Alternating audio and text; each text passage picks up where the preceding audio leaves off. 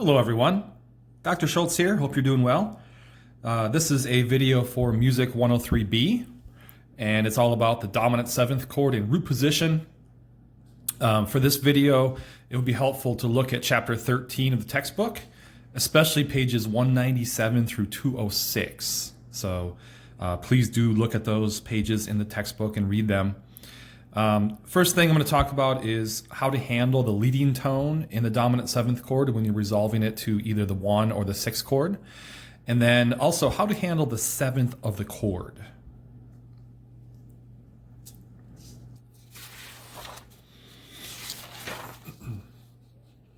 All right, well, let's take a look at the actual structure of a dominant 7th chord. Let's put ourselves in a key. Let's just say we were in the key of F here. And the dominant chord in the key of F is C.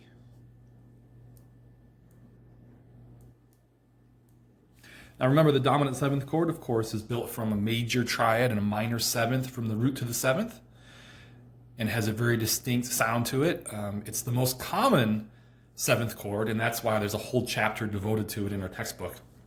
It's the most common triad that receives the treatment of a 7th. Now remember that this is called the root, this is called the 3rd, the 5th, and the 7th. And one of the things that's a little bit confusing is that this is the 7th of the chord,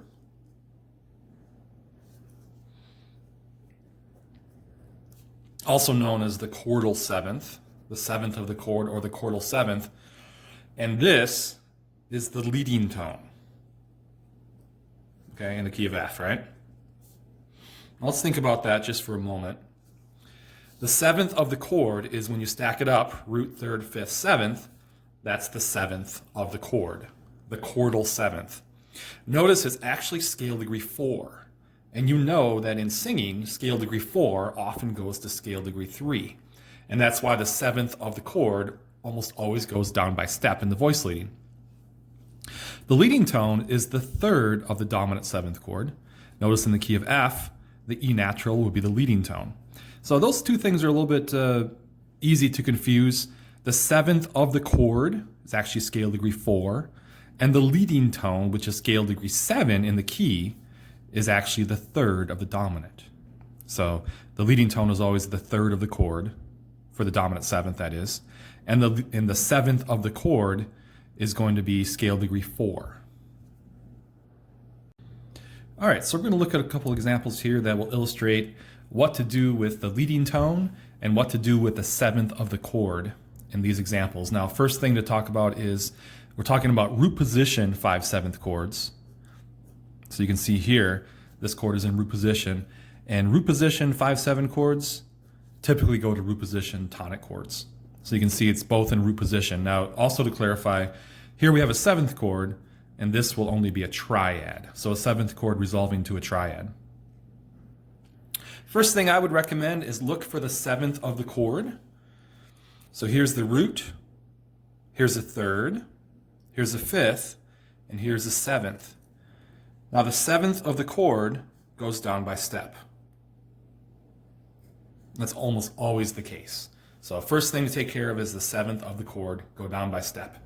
Now I say down by step because in a major key it'll be a half step, in a minor key it'll be a whole step. If you were an F minor, it'd be an A flat. If you're an F major, it'd be A natural. Next thing I like to take care of is the bass. Now because we're in root position, you can either go up to the F or down to the F. And as long as you're not overlapping or crossing the tenor here, you can either go up or down, it doesn't matter. So in this case, I could go up to the F or down to it. Just as long as you're not crossing over, overlapping the tenor part. All right, now the next thing to look for is the leading tone. The leading tone really has two options, depending on where it's located.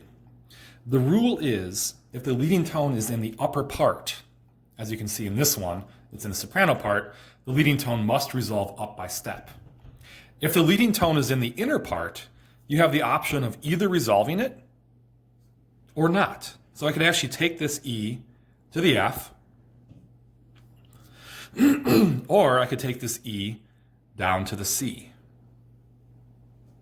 So either one of these is a possibility. The other tone, the G, will go to the F. And so you can see what will result is that you'd either have F, A, C, F, or F, A, F, F. Okay, and a little bit more information about that later. In the next one, you can see that the 7th of the chord, it's in the same key, is in the alto part. So the 7th should go down by step, and I'm going to take care of that first. Down by step in the same voice. Okay, next is the bass. I can either go up to the F or down. I'll just go down to show you the difference here, but it doesn't matter. Go into a root position triad. Now in this case, the leading tone is in the soprano. And the rule with the leading tone is if it's in the soprano part, or the bass, the outer voices, soprano or bass, it must resolve up by step. So I have to take that to the F. No choice, really. And then this G will go to the F. Now you might notice something kind of a little bit strange happened here, and that is that you have 3 Fs and 1 A, but no C. This is what's called incomplete for triads, and a little bit more information about that in a couple minutes. All right, we're going to talk about complete versus incomplete for triads and 7th chords. For triads, complete simply means 2 roots, 1/3, and 1/5. That's how we have always done triads. We had 2 roots, 1/3, and 1/5, at least triads in root position. Now, if you have an incomplete triad, you're going to actually have 3 roots and 1/3 and no 5th. That means incomplete for triads. We actually saw that in the previous example with the leading tone in the soprano. It results in a tripled root in 1/3. Now you might think it might be better to go 2 roots and 2/3, but it actually is true that most music that you look at will triple the root and have 1/3 and leave out the 5th when there's an incomplete triad. All right, what does complete versus incomplete mean for 7th chords?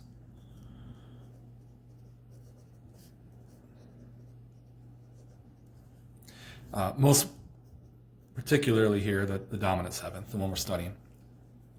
Well, complete is having all 4 members present. Remember, the 7th chords have 4 different members, so that means you're going to have a root, a 3rd, a 5th, and a 7th. So all 4 members present. Just a reminder that the 3rd of the dominant 7th is the leading tone, and the 7th of the chord, which goes down by step, is scale degree 4 for the dominant 7th chord. We'll see several examples later. Incomplete for 7th chords basically means you eliminate the 5th. And you'll have 2 roots, 1/3, and 1/7. So just like the triads, you're leaving out the 5th of the chord. And so for incomplete 5/7, 2 roots, 1/3, 1/7. So again, complete versus incomplete. And the way you're going to see it in the textbook is what they do is they put a little C underneath the chord in parentheses for complete, and a little I underneath the chord in parentheses to indicate incomplete. So for triads, complete is 2 roots, 1/3, 1/5. Incomplete, triple the root, 1/3. You're leaving out the 5th. And for 7th chords, complete, all 4 members, root, 3rd, 5th, and 7th. Incomplete, 2 roots, 1/3, 1/7. Again, leaving out the 5th of the chord. All right, let's take a look at some examples. This is the textbook, page 205, and it's the self-test marked 13-1. Part C, actually, but it's page 205 in your textbook. Now you'll see here, really have 2 options. You're taking the 5/7 chord either to 6 or to 1. Most often goes to 1, as you know. 5/7 going to 6 is called a deceptive resolution, And if it's a cadence, it'd be a deceptive cadence. So we're talking about a root position 5-7 chord going to a root position 1. And what the book is teaching us to do here is to resolve complete to either incomplete or complete, and then resolving incomplete to complete. Now, again, notice we have a 7th chord going to a triad. Let's take a look at number 3 first here. This is number 3 on page 205. It's an F minor. Notice the 5-7 chord is complete. Here's the root, here's the 3rd, here's the 5th, and there's the 7th of the chord. And then we're going to a complete one. We're actually going to an incomplete one, rather, a triad that's incomplete. All right, first thing, always take care of with 5-7 chords, look at the 7th and resolve that first. So here's the root, 3rd, 5th, 7th. So the 7th of the chord should go down by step. Notice here it's a whole step because you're in a minor key. That's really non-negotiable. You have to do that, so do that first. Next thing is look for the bass. Now, this is root position and this is root position. I can either go up to the F or down to the F. And they're equally as good. Okay, then you're going to take a look for the leading tone and make a decision as to should I resolve it or should I not. Remember, that's a little bit up to where it's located and if you want complete or incomplete. So this is saying incomplete. That means I'm going to have 3 Fs and 1 A flat. So in this case, I'll actually resolve the E to the F. This other voice will then triple the F. Remember, incomplete, triple the root, 1/3, 5th is missing. Now, if I wanted to go to complete, I could. It asked me to go to incomplete, but if I wanted to go to complete, all I would have to do is take this E natural and go down to the C with it. Now, that's called frustrating the leading tone. Kind of a strange theory term, but that's what they call it. So you would actually take the leading tone, instead of resolving it, you would frustrate it and take it down to the 5th of this chord. That would be complete to complete. Well, let's take a look at a complete to a complete. That's number 4. Here's complete going to complete. Now notice in E flat major, we have a B flat 7 chord. And here's the root, here's the 3rd, here's the 5th, and there's the 7th. So again, first thing, take the 7th down by step. Okay, next I'm going to get the correct bass note. Both chords are in root position, so I can either go down to the E flat or up to it. Either way works, just as long as this is not going higher than the tenor. All right, now this says complete to complete, so I'm going to look for my leading tone. The leading tone in E flat is D. Remember, the leading tone is always a half step below the tonic. So a half step below E flat is the D here. It's also always going to be the 3rd of the dominant 7th, right? Root, 3rd, 5th, 7th. The leading tone here is the D natural.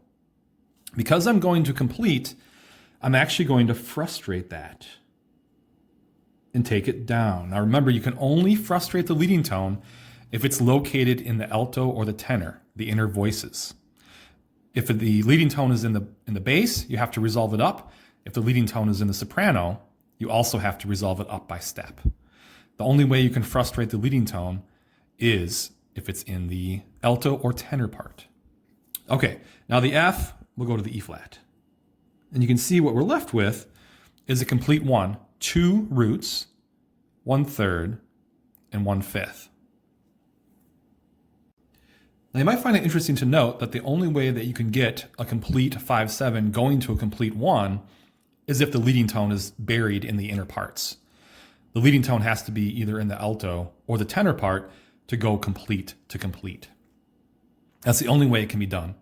If the leading tone is in the upper part and you have a complete 5/7, you can only go to a complete incomplete 1.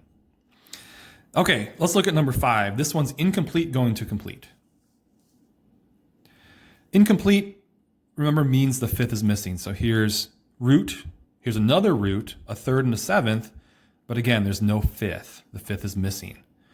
Now an incomplete 5/7 in root position will always go to a complete 1. I'll show you why. First of all, let's take a look at the 7th. Root, root, 3rd, 5th is missing. Here's the 7th of the chord. Take the 7th of the chord down by step. Notice the 7th of the dominant, which is scale degree 4, always goes to the 3rd of the tonic chord, which is scale degree 3. And in our singing, we always go scale degree 4 to scale degree 3 in major. Remember how there's a tendency between scale degree 4 to fall down by step into scale degree 3. Now the bass note, it's going to be an A. It can either go up or down, your choice. Okay, now I'm searching for the leading tone. Always a half step below the tonic, or the 3rd of the dominant. So it's G sharp here in this case. Now the G sharp is located in the soprano, so I have to resolve it. No choice but to resolve it. And then the neat thing about this incomplete 5/7, there's always a common tone to keep. And that's what that looks like. So here we have 2 roots, 1/3, 1/5. Well, so far we've seen really the main possibilities here in terms of 5/7 going to 1. You can have a complete 5/7 going to an incomplete 1. You can have a complete 5/7 going to a complete 1, or an incomplete 5/7 going to a complete 1. Remember, the only way you can go complete to complete is if the leading tone is in the inner parts, tenor or alto. Well, it's also possible to take the 5/7 chord to 6. This is number 12. So you can actually take the 5/7 chord to the 6th chord. That's a deceptive resolution. Now, you might remember something about 5 going to 6 when we looked at our voice leading rules. Remember that when you take 5, or 5/7 in this case, to 6, you're going to double the 3rd of the 6th chord. Remember that rule from voice leading? So it holds for 7th chords as well. So 5 going to 6, or 5/7 going to 6, you want to make sure you double the 3rd of the 6th chord. All right, but in general, the rules remain the same. So we're going to take a look for the 7th. Here's the root, 3rd, 5th, 7th. So I want to make sure that the 7th of the chord goes down by step. By the way, you don't have to draw the arrows when you do your voice leading. I'm just showing you how the voice leading is working with the arrows here in the examples.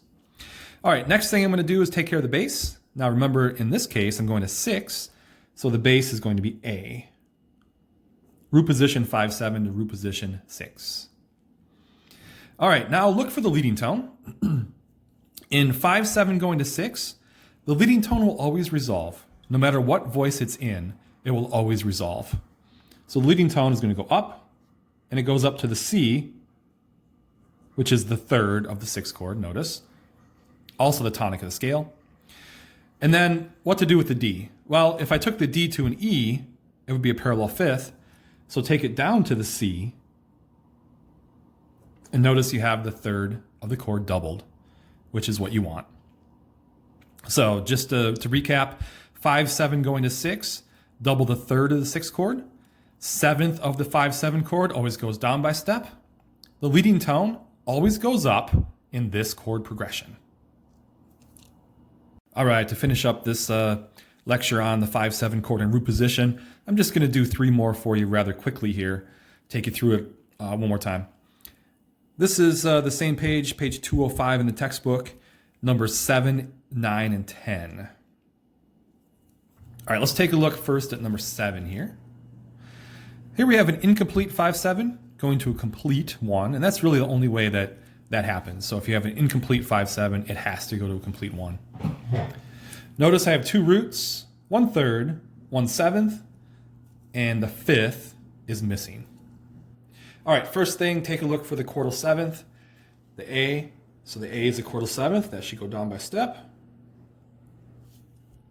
Next, write in the correct bass note. Now in this case, I cannot go up to the E because that would be an overlap with the tenor. So instead, I'm going to go down to the E. Right? If I went up to the E, the bass would be higher than the previous tenor, and that's called a voice overlap. I don't want to do that. Now look for the leading tone. Leading tone's in the soprano, so it has to resolve. So there it is. And then, as I said before, if you have an incomplete 5/7, you're going to have that common tone to keep. And that's what that looks like. Okay, number 9. B flat major, 5/7 complete, going to incomplete 1. Here's the root, 3rd, 5th, 7th. Take the 7th down, that's always your first thing to do. 7th of the chord goes down by step. Look for the bass note next. It's going to be a B flat. I can either go up or down in this case. Okay, now look for your leading tone. Leading tone in B flat is A. Because I want to go to incomplete, I will still resolve that leading tone. Remember, incomplete is a tripled root, 1/3 and no 5th. Then you take this other voice to the tripled B flat. And notice what it results in: 3 B flats, 1/3. Okay, and number 10, C sharp minor, 5/7 going to 1, complete going to complete. Remember, the only way that that's possible is if the leading tone is in the tenor or the alto, the inner parts. Here's the leading tone in the tenor part here. All right, so here we have root, 3rd, 5th, and the 7th of the chord. Take the 7th of the chord down by step. Remember that the 7th of the chord is scale degree 4 for the dominant 7th, and the leading tone, which is scale degree 7, is the 3rd of the dominant 7th chord. Okay, now take care of your bass.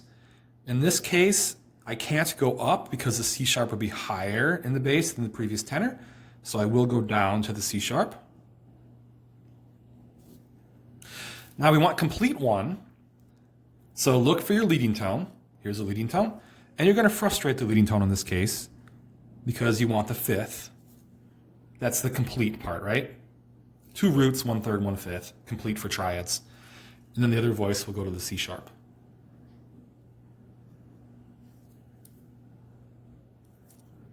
Okay, last thing, I'm going to play them for you. Here's number 3 in F minor.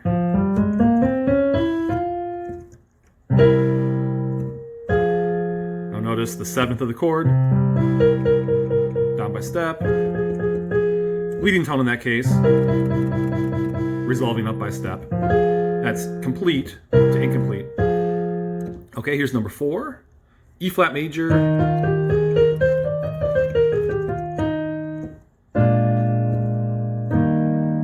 And you can see that one has a complete 5/7, going to a complete 1. The 7th of the chord is in the tenor, and the leading tone and the alto is frustrated to grab the 5th of the tonic chord. Okay, here's number 5 in A.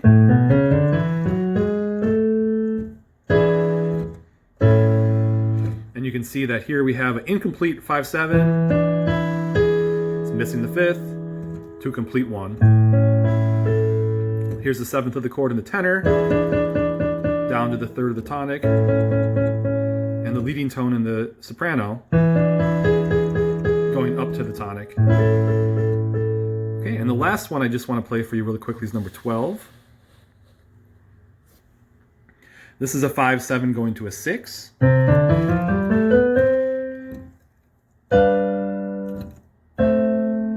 Deceptive resolution.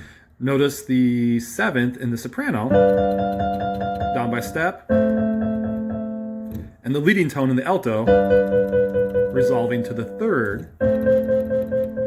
Also notice on that one you have 2/3 in the 6th chord. The 3rd of the 6th chord, remember, is the tonic of the scale.